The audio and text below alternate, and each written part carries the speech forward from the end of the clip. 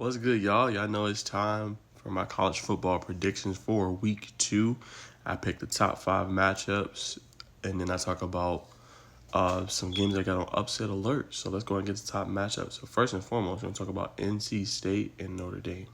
All right, so I'm not going to lie. I like what Sam Hartman's been able to do this season, right? 6 touchdowns, 445 yards. They've had a good offense all season long. Putting up 30-plus points, and he looks real poised in that offense. And then their running back, Audrey Estime, he's doing a good job running the football, over 200-plus yards already. I just think they match up well against NC State. I don't have this game on upset alert. I think they're going to win this one handedly. Being able to be well-balanced and being able to throw the ball over top, I think is going to be huge for Notre Dame. So kind of going in here with a big victory, 14-plus points on the road against NC State. I think they win it pretty handily, and Notre Dame shows that they here to compete and contend out there in the ACC and in their independent conference as well. All right, now this is the game, right? Notre Dame, Nebraska. Nebraska lost their opener. Colorado set the college football world on notice and on fire with their big win on the road against TCU. Former, basically runner-up, national championship contender last year. I think Colorado follows up that performance and they succeed or exceed their win total from last year, which was only one win, 1-11. I got my eye on Travis Hunter in this one. A lot of people are comparing him, saying he's a generational talent. So can he follow up that great performance, week 2? It's definitely not easy what he's doing, playing both sides of the ball, over 100-plus snaps. But he continues to do it and show how great he is. And I'm kind of curious to see how Shedeur Sanders is going to look in this game, right? 510-plus yards, 4 touchdowns last game, really played great. Talked about some of the difference between FCS and FBS. So this is a game Colorado got to lock in, and they said, it's kind of all about them, and, they come in and things like that in the press conference, and, they out to get, people that doubt them. This is a game you don't want to have kind of a, a lax game, or this is a game you don't want to be, not fully locked in because it could sneak up on you, and it's a home game, so I don't think that'll be the case. I think they come out with Shedeur and Dylan Edwards, Jimmy Horn, Travis, defensively Shallow Sanders. I think they come out and have a good game. I think they beat them pretty good here. So I got Colorado with a big victory here. I'm going to go 17-plus points, beating Nebraska at home, showing the college world they're here to stay. All right, now this one, I think Ole Miss, this 3:30 game against Tulane. Tulane's 24, their Group 5 team versus Power 5.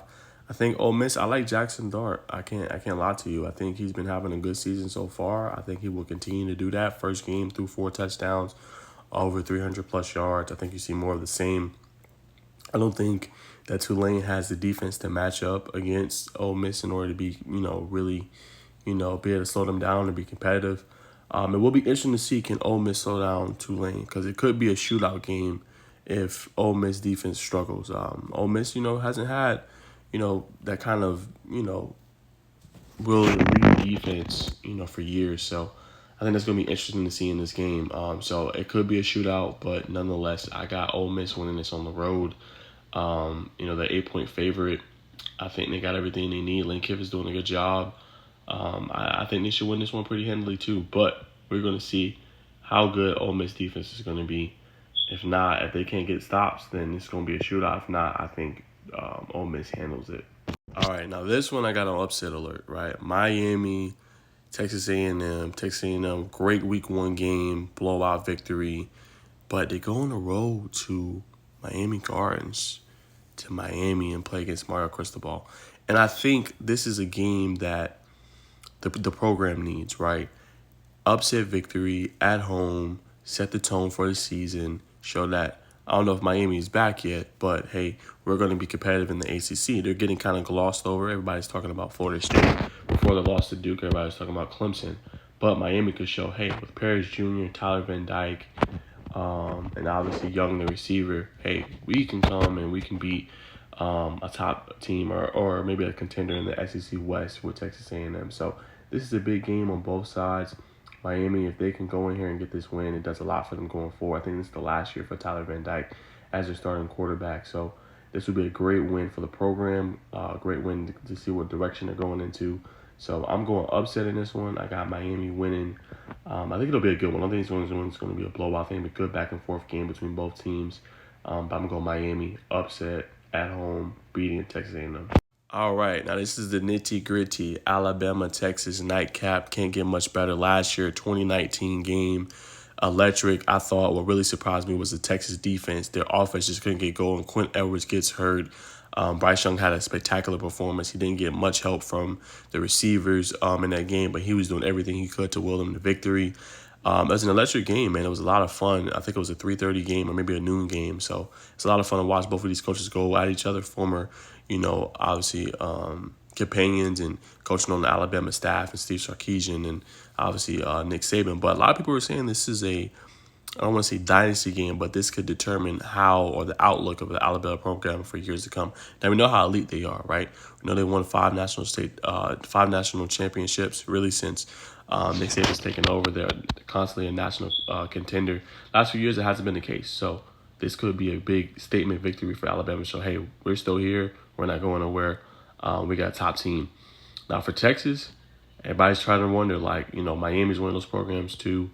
Florida State's been one of those programs too. Like, is Texas finally back?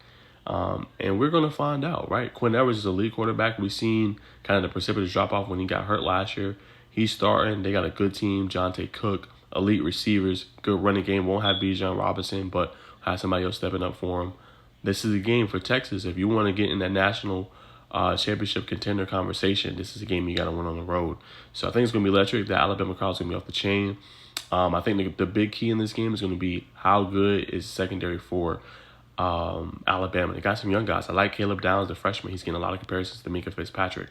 Can they slow down that Texas offense? I think is the question. They got Kool-Aid McKinstry. They got an elite secondary. Can they slow them down and make them kind of one-dimensional? We're going to find out and see. And then two, how good is Jalen Milroe? Week 1, 3 touchdowns passing, 2 touchdowns rushing. And we know they got a bunch of good running backs for Alabama this upcoming season, kind of running back by committee. So, is that going to be too much on Milroe? Isaiah Bond had a good breakout game in week 1. How good would that look? I think is the question. So we're going to find out.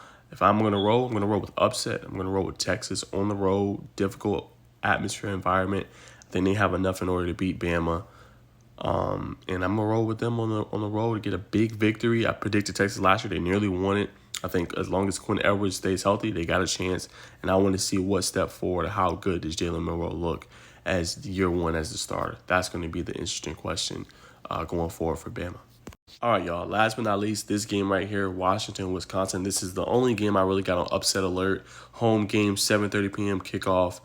I like their quarterback Ward. I mean, he's had a great year so far, 451 yards, 3 touchdowns. But 2021, he really broke out, right? He had over 4,000 yards passing, 47 touchdowns, just 10 interceptions. Cameron Ward doesn't get talked about a lot, but I think he's going to have a big game. Led them in rushing last week as well. And I'm not sold on Tanner Mordecai. I'm not. He's kind of bounced around a little bit. He's been at different schools. He struggled week 1 against Buffalo. 1 touchdown, 2 interceptions. And I think Washington State's going to have that momentum from their victory last week, and that crowd's going to be pumped. Big game, national TV on ABC. I think Washington State gets the big victory. Going to be leaning on Victor, who's a good receiver for them, 5'9", senior. I think they're going to be able to do enough for Wisconsin if they're going to win this game.